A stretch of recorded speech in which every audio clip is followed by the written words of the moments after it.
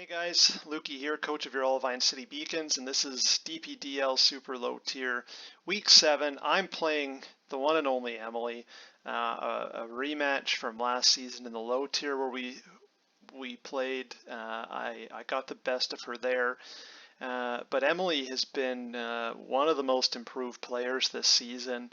You can see it in her drafting. Let me just have a look at her team. Her team, again, so much fun. Really interesting crew. Lots of cores, lots of good synergy. And this match is my chance to play spoiler. She has to win either 5-0. Well, she has to win at least 5-0 to make the playoffs over Ikana, who had been messaging me a couple times throughout the week, just hoping that I was going to be ready. And well, all I can say about this match is, it really shows off just how weak my team was. I had one answer for everything, but not two. And the weird mix of bulk and speedy, breaky mons. Just never seemed to click, and I didn't get the best out of really anything on this team. And I'm going to break that down in the season review, but you're going to see why it was such a problem all season. The squad I brought, again, I brought Boltund, which is both, probably the best performing mon on the team this season, but also emblematic of the team's struggles. I picked probably the strongest unboosted Pokemon in the tier, at least for factoring in its speed, but I definitely didn't surround it. And the big thing is, as you'll see in this match, being the fastest unboosted thing in the tier is not that much of an advantage when your opponent can just bring a Scarf or can set up. And we're going to see both those things from Emily, who just really masterfully planned for this match, and you'll see by the end just how well prepped she was, that her plan B didn't even need to come out.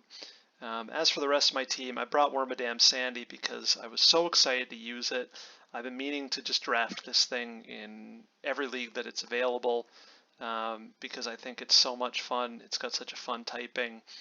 Quiver Dance is great, and it is the most unexpected low tier mixed sweeper ever. Oricorio I thought is going to be needed for Galarian Rapidash to sponge things from Hariyama. I thought about bringing Oricorio the Psychic form, but sort of went against it. It's been the problem all season with this thing. I couldn't decide, and just end up defaulting to Ghost because it's a good offensive type, even if it isn't super effective against something. And then I thought, you know what, we'll go out on a high note. This is the one trio that seemed to have any defensive utility for me this season. Jumpluff, Magcargo, and Lantern. I didn't bring Magcargo as a setup sweeper. I brought it for rocks. And in that, it really fell apart. So anyway, this is almost a 4-minute intro. Let's get into it. So here we go. She leads with Stunfisk Galar. I go with Magcargo, and I'm like, oh, there's an Earth move coming. So I go into Jumpluff. And Jumpluff, let's get behind a sub and see what she wants to switch into. I made a terrible move in prep, and I brought Jumpluff with only grass moves. Giga Drain, Leech Seed, and Strength Sap. So Roselia is a hard counter. Acrobatics would have been just way smarter. And yeah, so Roselia can come in all day, and that means Oricorio, even though it resists the Sludge Bomb, has to take some damage. And I get the Hurricane off and the Confusion, and I'm going to benefit from a couple turns of hacks here, which is actually going to let Wormadam Sandy get set up here. Again, I'll take any Wormadam KOs that we can get, but you can see clearly here, like, that was really unfortunate. But then Wormadam Sandy meets its mortal enemy, and that is any flying type. And here, Emily reveals a really fun set, and that is Dual Wing Beat Emolga.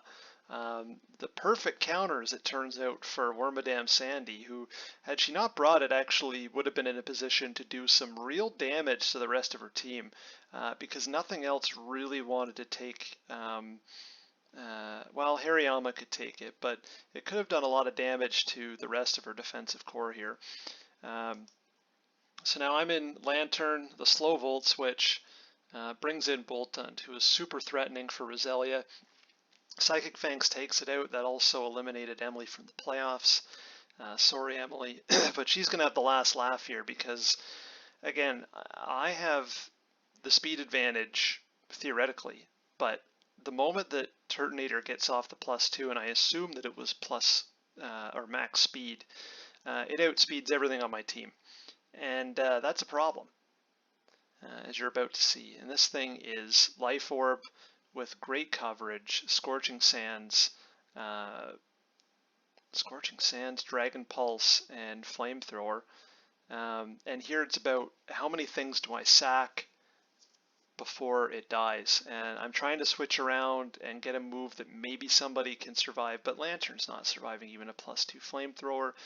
Mag Cargo, same thing. I had no special defense EVs. That would have taken me out. And I try and get it here. She just takes the safe play. Dragon Pulse is going to kill me. And at this point, I bring in Boltund, and the match might have been, oh hi, hello. The match might have still been up for grabs, but Emily just slapped a Choice Scarf on Rapidash Galar, and that is gonna be all she wrote. There's nothing I can do here, and I try and switch around. I don't think it would have made a difference because I'm not going to 2-hit KO this thing. I did outspeed Emolga. I guess maybe had I predicted correctly, maybe Psychic Fangs, maybe Crunch would have done it. It would have been close. But in any event, Dual Wing Beat is going to take me out there. So I didn't play that well with Boltund there at the end. It could have been a lot better.